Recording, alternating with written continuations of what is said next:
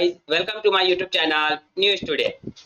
महाराष्ट्र के सीएम एकनाथ शिंदे रहेंगे या नहीं, यह दिवाली तक मालूम पड़ जाएगा, क्योंकि कल 17 अक्टूबर मंगलवार को सुप्रीम कोर्ट में विधायक गुट की याचिका पर सुनवाई हुई। सुप्रीम कोर्ट ने महाराष्ट्र स्पीकर से सख्त नाराजगी जताते हुए अंतिम मौका देने की बात कही। दरअसल उद्धव गुट के बागी विधायक पर कल सुप्रीम कोर्ट में chief justice of India D Y Chandrachud और जस्टिस मनोज मिश्रा और जस्टिस पादरीवाला की बेंच ने इस मामले को लेकर सुनवाई की और सुनवाई के दौरान सीजीआई काफी ज्यादा सख्त दिखे। चलिए तो हम जानते हैं कि ये पूरा मामला क्या है और सुप्रीम कोर्ट ने क्या टिप्पणी की। आप लोगों से रिक्वेस्ट है कि आप इस वीडियो को कंप्लीट देखें। अगर मेरे चैनल पर नए तो प्लीज चैनल को सब्सक्राइब कर दीजिए, वीडियो को लाइक कर दीजिए। महाराष्ट्र में विधायक की अयोग्यता के मामले में सुप्रीम कोर्ट ने मंगलवार 17 अक्टूबर को विधानसभा स्पीकर राहुल नार्वेकर को अंतिम मौका देने की बात कही।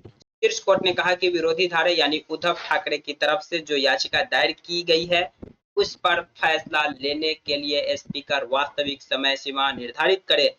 अयोग्यता की याचिका को जल्द निर्णय लिए जाने की जरूरत है।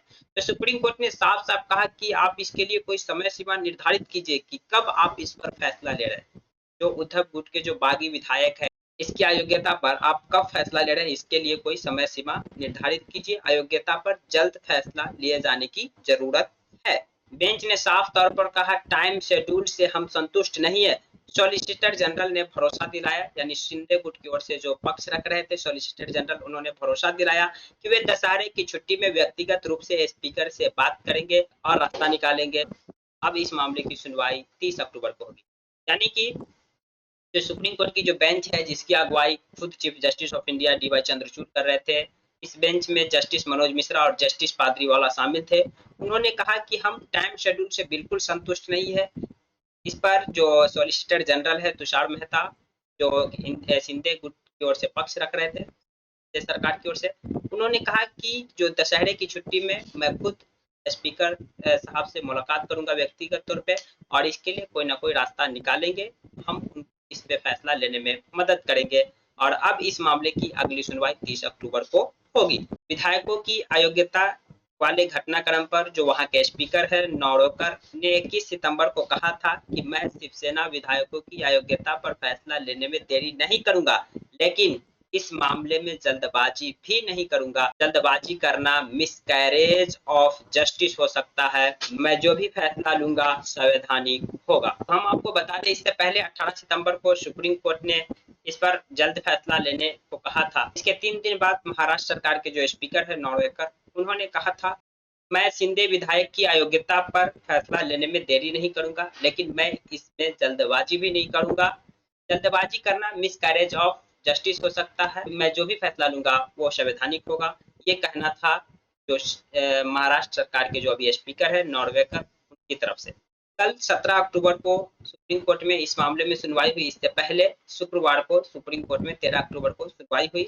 कोर्ट ने इस मामले में लगातार हो रही देरी पर महाराष्ट्र स्पीकर पर नाराजगी जताई थी। कोर्ट ने कहा था कि कोई उन्हें यानी स्पीकर नार्वेकर को समझाए कि हमारे आदेश का उल्लंघन न कर पाएंगे, कोई भी कार्रवाई महज दिखावा नहीं हो सकता। तो उस समय भी सुप्रीम कोर्ट काफी ज्यादा नाराज दिखे। उन्होंने कहा कि इसे कोई समझाए कि मेरे आदेश का उल्लंघन न कर पाएंगे, कोई भी जो कार्रवाई दिखावे की कार्रवाई नहीं होना चाहिए, वास्तविक कार्रवाई होना चाहिए। यानी कि इस मामले में जो किया है वो काफी ज्यादा अब सख्त हो चुके हैं, काफी ज्यादा नाराज है, क्योंकि इस मामले में अब 6 महीने से ज्यादा का वक्त हो चुका है। हम आपको जानकारी के लिए बता दें कि 11 मई को ही सुप्रीम कोर्ट की संविधान पीठ ने यह फैसला सुनाया था। बागी विधायक पर फैसला स्पीकर खुद करेंगे और अब से लेकर अब तक 6 महीने बीत चुके हैं, लेकिन स्पीकर की तरफ से इस पर कोई भी फैसला नहीं लिया गया। इसी को लेकर लगातार सुप्रीम कोर्ट अपनी तरफ से नाराजगी जता रहे हैं कि स्पीकर इस मामले में जल्द से जल्द फैसला ले। Chief justice of India D Y Chandrachud ने कहा कि हमारी चिंता अदालत की गरिमा को लेकर है। हम जब संवैधानिक संस्था का सम्मान करते हैं, इस मामले में 6 महीना हो गए हैं मगर अब तक कोई कदम नहीं उठाया गया। उन्होंने कहा कि मेरी जो चिंता है वो अदालत की गरिमा को लेकर। 6 महीना पहले सुप्रीम कोर्ट की संविधान पीठ ने कहा था कि स्पीकर इस मामला पर फैसला लेंगे जल्द से जल्द। मामले को लेकर 6 महीना बीत चुके हैं, लेकिन अभी तक स्पीकर की तरफ से कोई भी फैसला नहीं लिया गया है। की अयोग्यता पर। सुप्रीम कोर्ट के इस टिप्पणी के बाद महाराष्ट्र के दो बड़े-बड़े पॉलिटिकल लीडर की भी इस पर अपनी तरफ से प्रतिक्रिया आई है। शरद पवार जो एनसीपी के सुप्रीमो है, उन्होंने कहा विधानसभा अध्यक्ष को निर्देश देने के लिए हमने सुप्रीम कोर्ट का दरवाजा खटखटाया है। हमें डर है कि मामले में देरी करने की रणनीति अपनाई जा रही है। तो ये कहना है जो एनसीपी प्रमुख है, सुप्रीमो है शरद पवार जी का। वहीं आदित्य ठाकर जो शिवसेना के लीडर है, उन्होंने कहा कि शिंदे भाजपा सरकार को आए 1.5 साल हो गए हैं।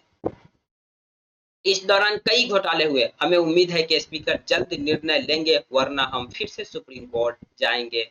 ये कहना है आदित्य ठाकरे का। हम आपको जानकारी के लिए बता दें कि इसी साल 11 मई को सुप्रीम कोर्ट की संविधान पीठ यानी 5 जजों की बेंच ने 16 विधायक की अयोग्यता पर महाराष्ट्र के स्पीकर पर फैसला लेने को छोड़ दिया था। और 11 मई से अब अक्टूबर मंथ आ गए, 6 महीने बीत चुके हैं, लेकिन महाराष्ट्र के जो स्पीकर है वो इन विधायकों की अयोग्यता पर कोई भी फैसला अभी तक नहीं। इसी को लेकर जो विरोधी गुट है यानी उद्धव गुट लगातार सुप्रीम कोर्ट में अपील कर रहे हैं कि महाराष्ट्र सरकार इन जो बागी विधायक है इस पर जल्द से जल्द इनकी अयोग्यता पर फैसला ले, स्पीकर जल्द से जल्द फैसला ले।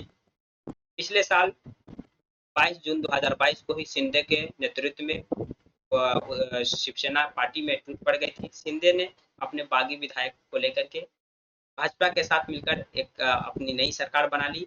उद्धव गुट की सरकार वहां गिर गई, जिसके बाद यह मामला सुप्रीम कोर्ट में काफी लंबे तक सुनवाई चली। 11 मई को सुप्रीम कोर्ट की 5 जजों की बेंच ने इन बागी विधायकों पर फैसला लेने के लिए स्पीकर को कहा, लेकिन स्पीकर की तरफ से अभी तक इस पर कोई फैसला नहीं लिए गए हैं। और 30 तारीख को अब इस मामले में सुनवाई होगी। बाकी आप इस पूरे घटनाक्रम पर क्या सोच रहे हैं, कमेंट बॉक्स खुला है, कमेंट कर सकते हैं। जानकारी आपको पसंद आई तो प्लीज वीडियो को लाइक कर दीजिए, चैनल को सब्सक्राइब कर दीजिए। Thank you for watching.